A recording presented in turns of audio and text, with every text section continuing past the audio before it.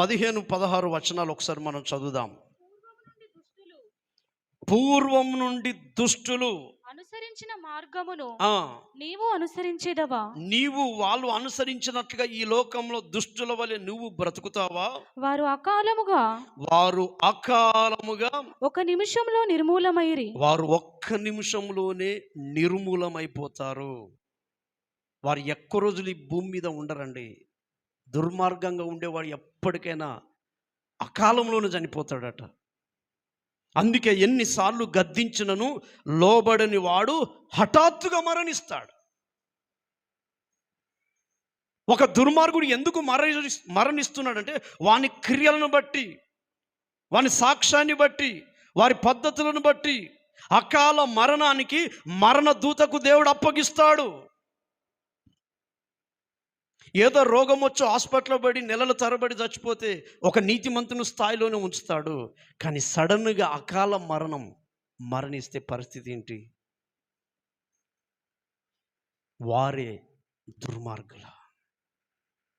దుర్మార్గులకు నీతిమంతుల మరణం ఉండదు, అకాల మరణం ఉంటుంది. వారే భక్తిహీనులు. అంటే అకాలంలోనే వారి యొక్క వయసు కాలం ఇంకా నిండక ముందే వారు అకాలంలోనే ఒక పువ్వు తెంపబడినట్లుగా వారు తెంపబడతారు, కోయబడినట్లుగా వారు కోయబడతారు. అకాలంలోనే వారు మరణిస్తారు దుర్మార్గులు. రెండోదిగా దుర్మార్గులకు అంతము ఉంటుంది.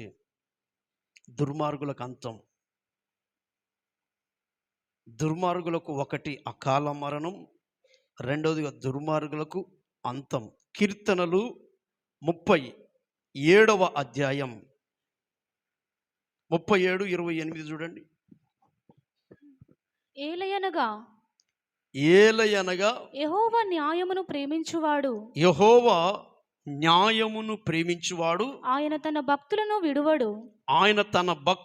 విడువడు. వారు ఎన్నటెన్నటికి కాపాడబడుదురు గాని భక్తిహీనుల సంతానము నిర్మూలమగును. అంటే అంతమైపోవును. భక్తిహీనులు అనగానే దుర్మార్గులు.